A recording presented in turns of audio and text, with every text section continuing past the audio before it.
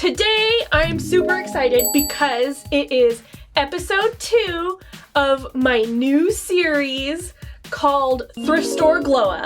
Now I have 2 friends who are also coworkers who saw my last Thrift Store Glow where I made this adorable Care Bear cousin squirrel out of a statue that my husband found at a thrift store. So if you haven't seen that video, I will put a link in the iCard up here so you can go check it out. They loved it so much that they went to a local Goodwill and got me 2 boxes of things. I have no idea what's in here.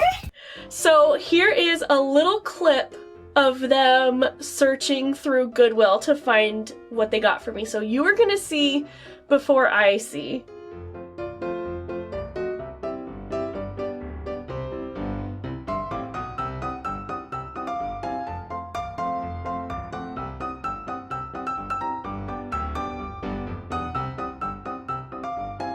Now, this is also a little extra exciting for you because not only are you getting a Thrift Store Glow Up, you are getting a name reveal. Yes, my name is Carly. I wish it was Bunny, but it's not. They know me as Carly. I have no idea what's in here. I'm beyond excited. I don't even know what to do with myself. Don't even know what to do with myself. Okay, so let's see what this first one is.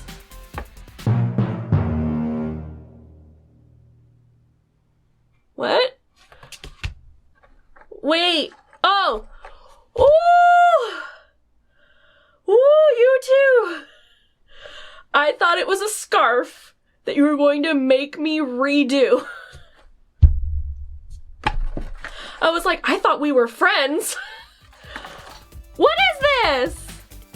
Did you guys give me some Cricut die cuts? You guys, what the heck?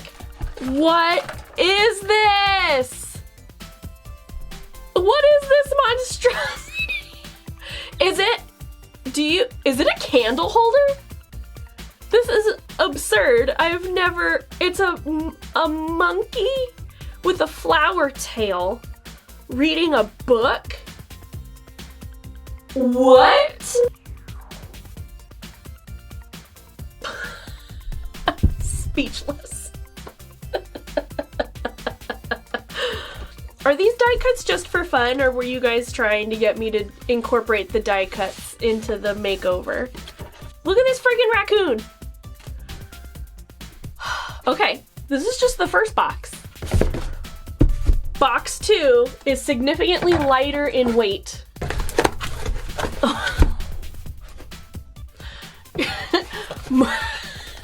This time we got colorful die cuts, an even bigger raccoon. Ooh, a flower. A huge pink raccoon. What is this? What is this? Ooh, a sparkly raccoon.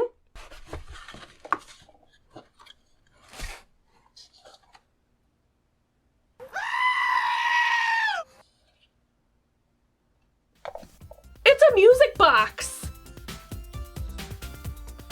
It's like a jewelry. And it's a music box? It's a broken music box.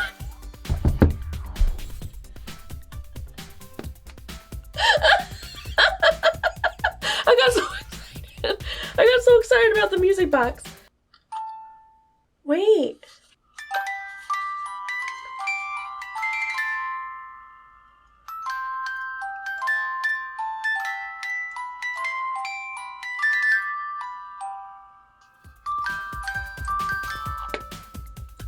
Interesting.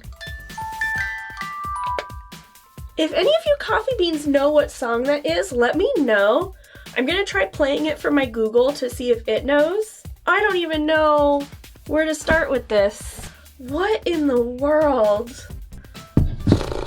Okay, well, like I said, I'm doing both of these in one video, so let's get brewing.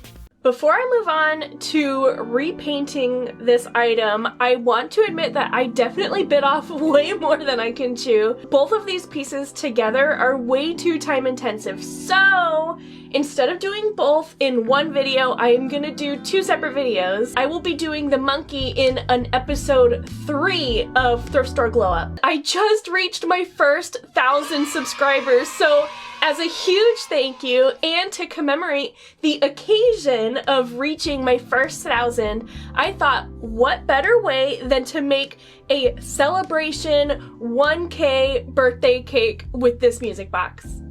Before I paint, I desperately need and want to clean this thing. It is super gross. It's really grossing me out. I think it may have been used as an ashtray because it is just covered in like dark gray dust, and some of it is kind of like sticky residue. It really is grossing me out.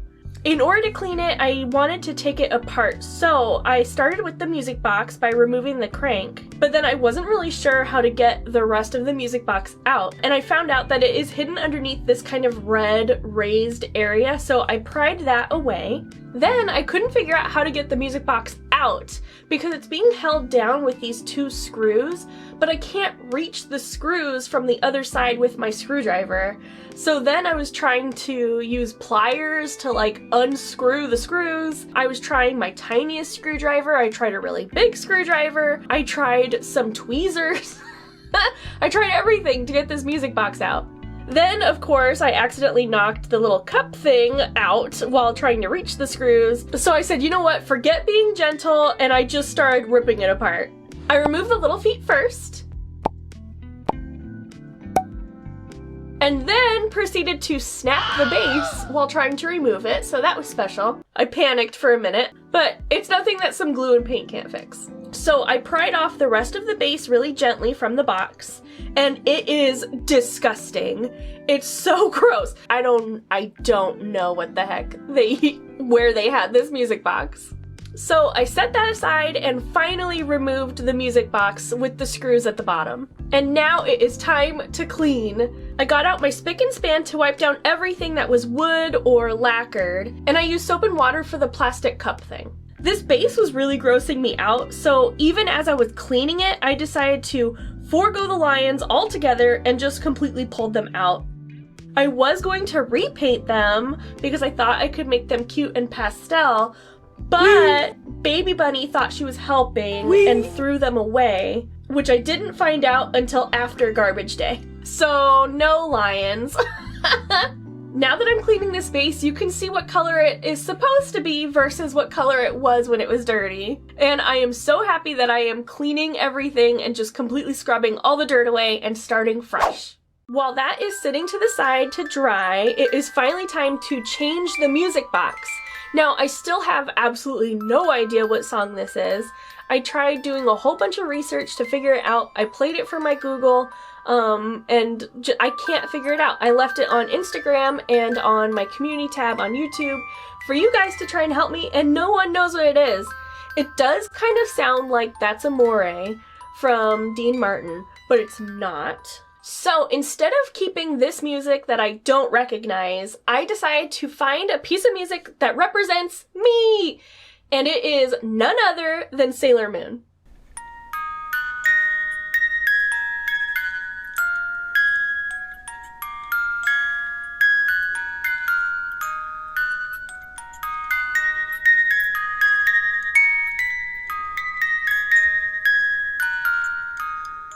Now, I've never changed a music box before. I've only ever just listened, so this is a first for me. So the first thing I did is I pried out the cylinder piece of the original music box. Then I completely destroyed the Sailor Moon box, which is such a shame because it's a really cute wooden box. But I needed to get to the pieces, so I destroyed that, saved everything just in case, and took out the cylinder piece from the Sailor Moon music box as well. Then I switched the little plastic pieces so that it would fit inside the original music box. Then I unscrewed and switched out the two little metal pieces of notes, or like the music prongs. I'm not sure what to call them. I call them music notes because it's like a piano.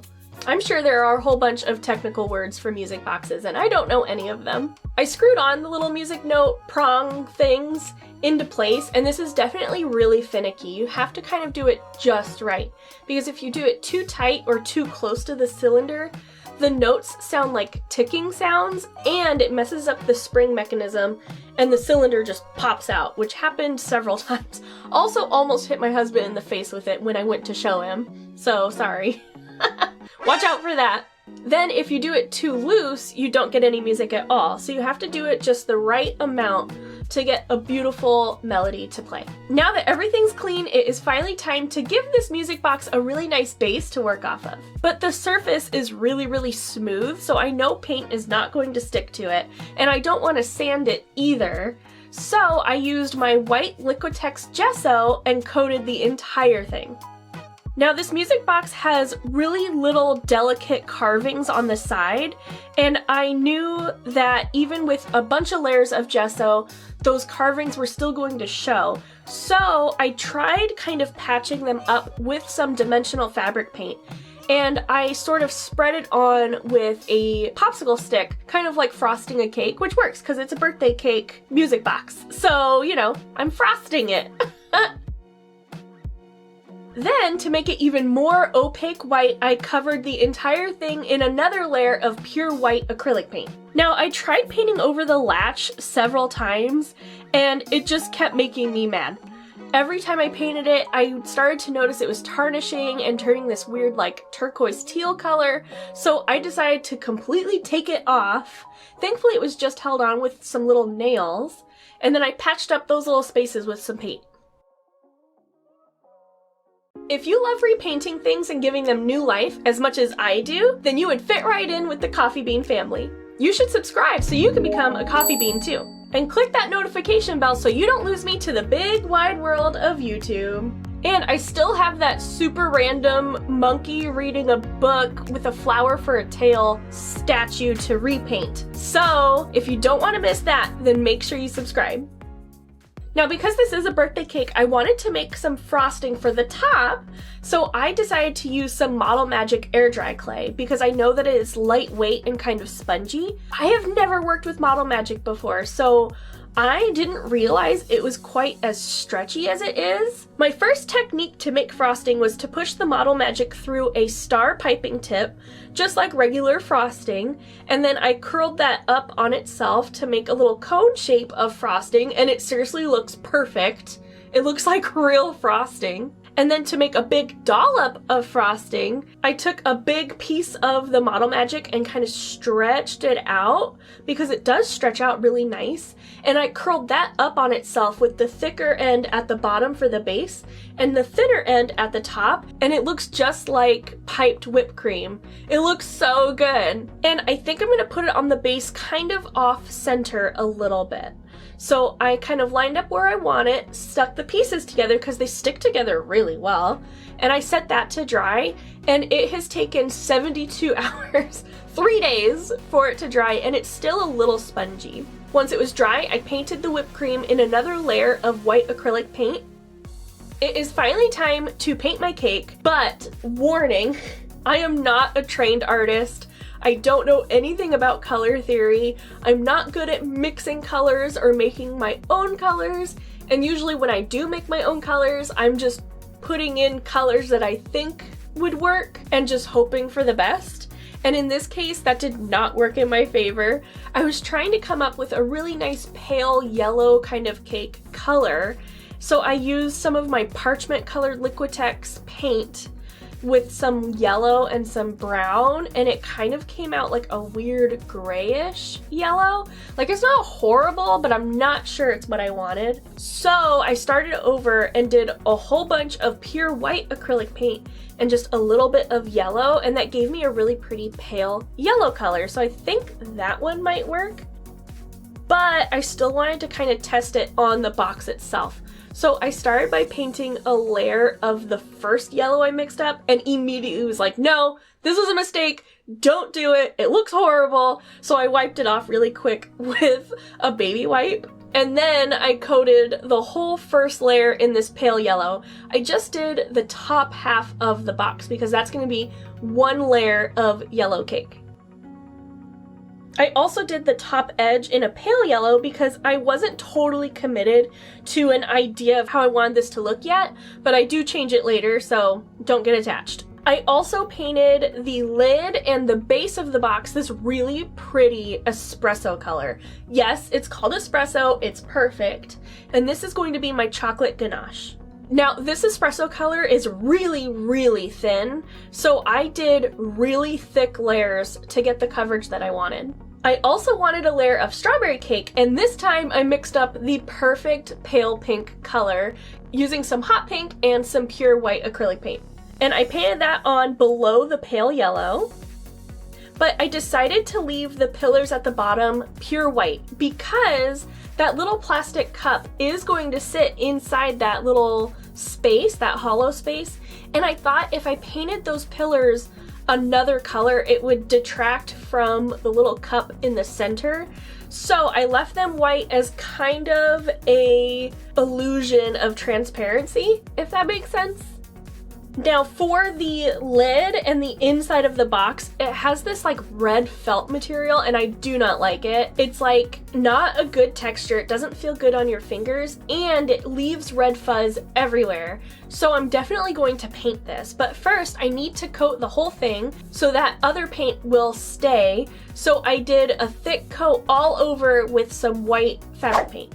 To make this look even more cake-like, I'm going to channel my inner Mariah Elizabeth and add some drips. She always adds gorgeous, just yummy looking drips to her paintings, and I'm going to add that here. So for the top, I added some chocolate drips all around the side so it looks like a chocolate glaze. And then I took my hot pink and mixed in a tiny bit of red to get this really yummy looking strawberry color. And I added that in between the pale yellow and the pink, so it looks kind of like strawberry jam or strawberry frosting. And as I'm painting this, it's starting to look really familiar. Where have I seen these colors before? Oh, hello, Ice Cream Girl.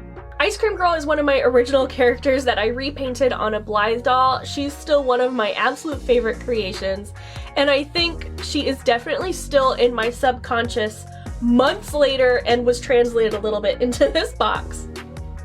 Doing little chocolate drips and strawberry frosting drips is a lot harder than it looks because I want it to look cartoonish but also realistic. Like, what do realistic drops look like? Or what does realistic frosting coming out the side of cake look like? So that's what I was trying to channel here without making it too symmetrical. So to add to kind of the shiny, cartoony aspect, I added some white shines to all of my drips using a ball tool and some white acrylic paint.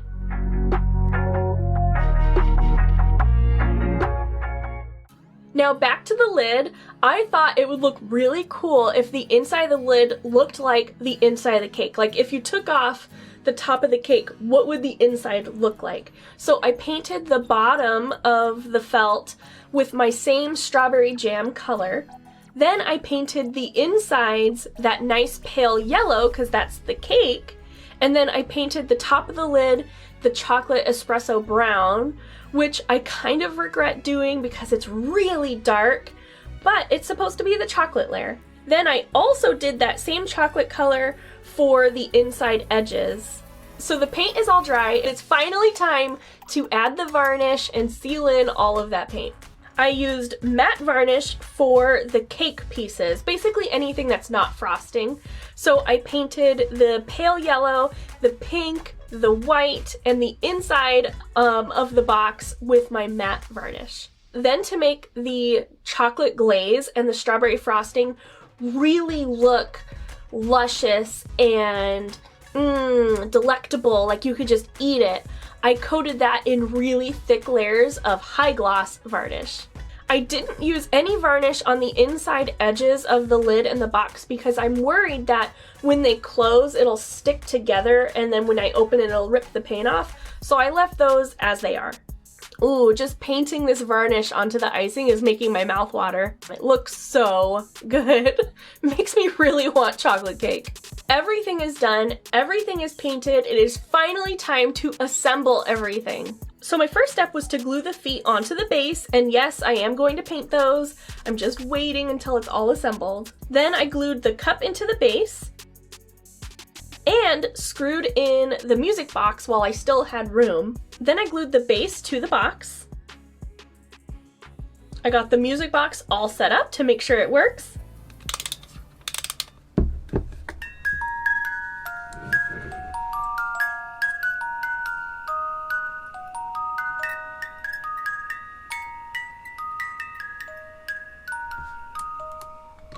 I replaced the pale yellow music box cover. And now that it is all assembled, I can finally paint the little feet an espresso color. Then I glued my whipped cream to the top of the box. And then once that was dry, I painted a coat of matte varnish. Then I glued the coffee beans in place.